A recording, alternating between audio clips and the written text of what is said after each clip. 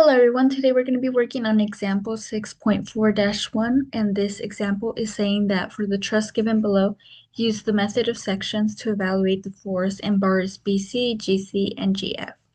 So as you guys can see here, we have our figure with our truss and some supports that we have here. And then from there, it's given to us that we also have a force of 1,000 newtons. Now, when using the method of sections, it's usually when you cut through a truss at a certain point to be able to then determine or evaluate the force of certain bars.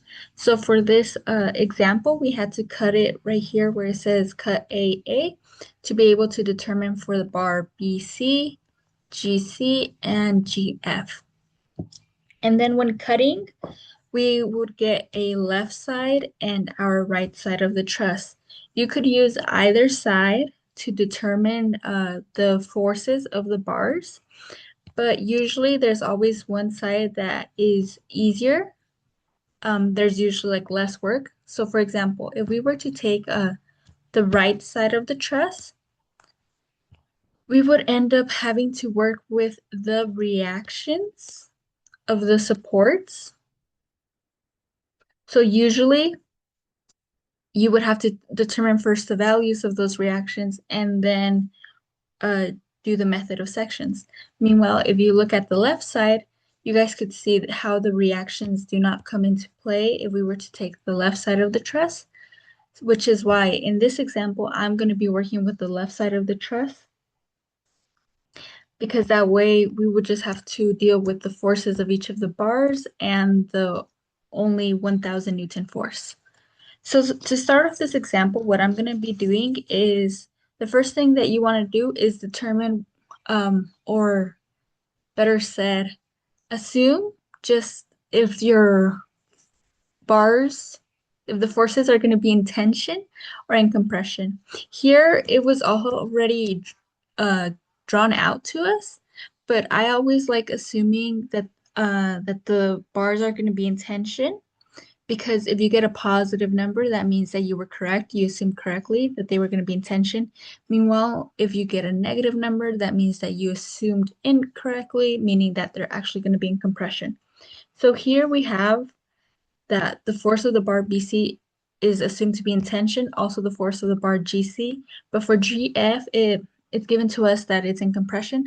I'm just going to quickly like draw over it because I said I always like assuming that they're in tension. And then if I get a negative number, then I know that it will be in compression. So now that we have that, what I'm going to start, what I'm going to do to start off this example is I'm going to be taking the sum of the moments about point G, because with taking the sum of the moments about point G, we know that our force of our bar GF will not be creating a moment. Our force of our bar GC, since it's at an angle, it has a horizontal and vertical component, which would be right here, meaning that those two aren't also going to be creating a moment about point G. So the only two forces that are going to be creating a moment would be the 1,000 newtons and the force of the bar BC. So taking the sum of the moments about point G would help us determine the force of the bar BC. So that's what I'm going to do. Sign convention, counterclockwise positive. The sum of the moments about point G equals 0. So we have our 1,000 newtons. It is to the left of our point G. It is going downwards, meaning that it's going to be creating that counterclockwise moment. So a negative moment. Sorry, not negative, positive. Moment is equal to the force times the distance. We know that it has a force of 1,000 newtons. And then the distance is given to us right here. From here to point G, we have a distance of 2 meters. So 2 meters. From there, we said that the other force that's going to be creating the moment is the force of the bar BC. It is on top of that point G. It is we assume that it's going to be in tension. So for us, it's going to be going to the right, meaning it's going to be creating that clockwise moment, meaning negative moment. So we will have a negative moment. Uh, Moment is equal to the force times the distance. We're trying to determine the force, so the force of BC times the distance. as you guys could see, it's given to us that from here to point G, there it is a distance of 2 meters as well. So times 2 meters has to equal 0. From here, if we were to solve for the force of the bar BC, we would end up getting that it has a value of 1,000 newtons. And like how I mentioned earlier, you get a positive number, that means you assumed correctly that it is in tension. If you get a negative number, means you assumed incorrectly, so it would be the opposite, which would be compression. So with that, we were already able to determine one of the forces. The next thing that I'm going to do now is I'm going to be taking the sum of the forces in the y direction, because that way our force of our bar GF is a horizontal force, so it would not come into play. The force of our bar BC is also horizontal force. It would not come into play. But we do know that our force of our bar GC has a vertical component to it, and we have our 1,000 newtons. So well, with taking the sum of the forces in the y direction, we'd be able to determine the value of the bar GC. So that's what I'm going to do. Sign convention, upwards positive. The sum of our forces in the y direction has to equal 0. We have the negative 1,000 newtons since it is going downwards. From there, it's given to us that there is an angle right here of 45 degrees. And since we're trying to deal with the vertical component of it, it's as if we were to have a triangle. The force here, and then the horizontal component to it. So we're trying to find the vertical component of this force, which is the opposite side of this angle right here. And we're also working with the hypotenuse side of that triangle. So we're going to be multiplying the force of the bar GC by sine of 45, since sine is opposite over hypotenuse.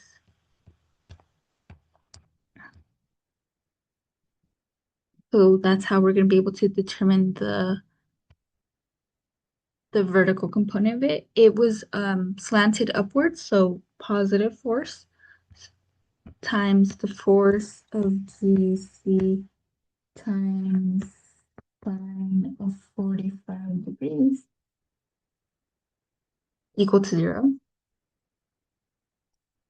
If we were to solve for the force of the bar GC, we would end up getting a value of 1,414 newtons. We got a positive number, meaning that it is in tension. So with that, we were able to determine another force. Now we are just missing one force, which is the force of the bar GF. You could solve for it two ways.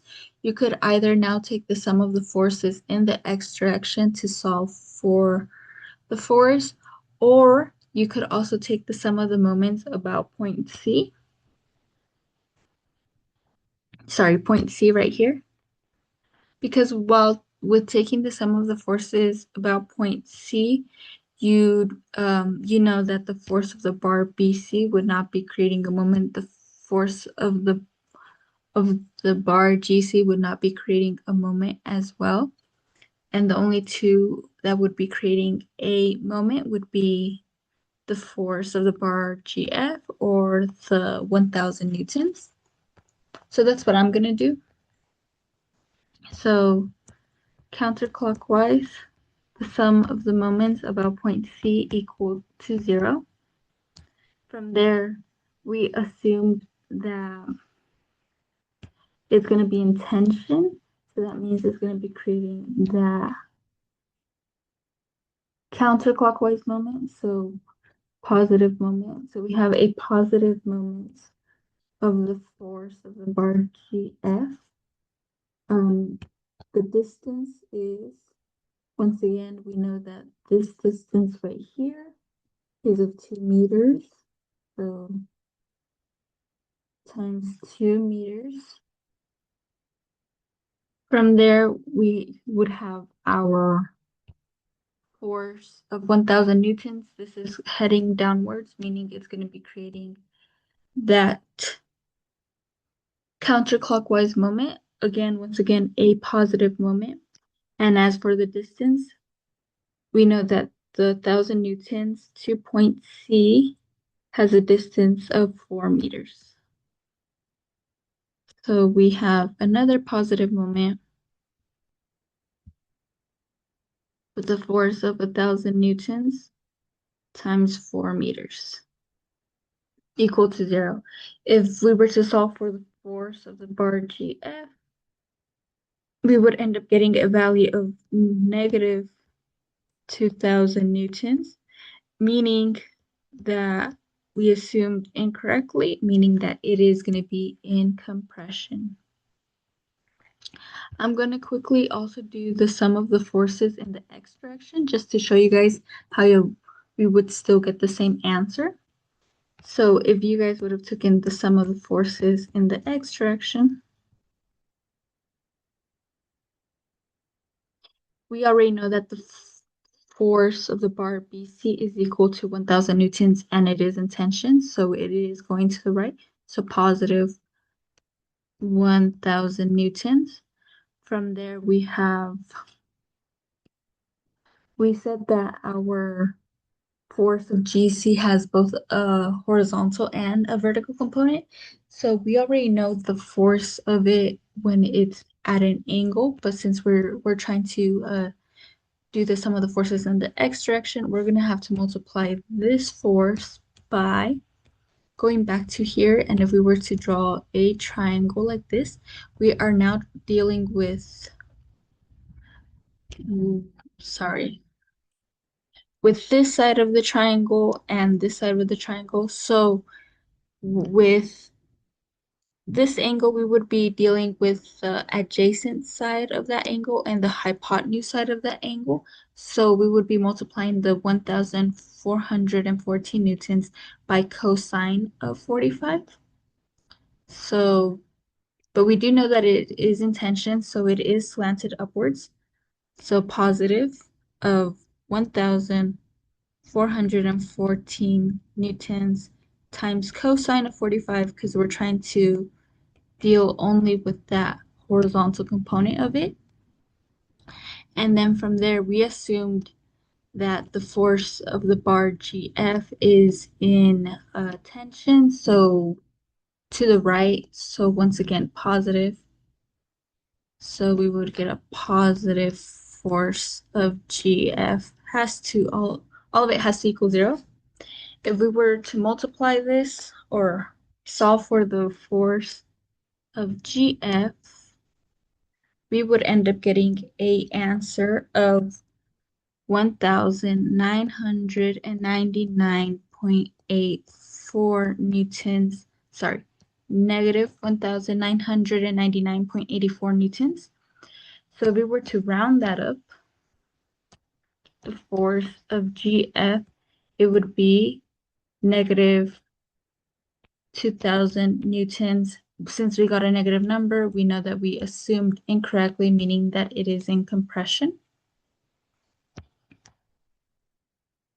So as you guys could see, in the end, we ended up getting the same value for the force of the bar GF.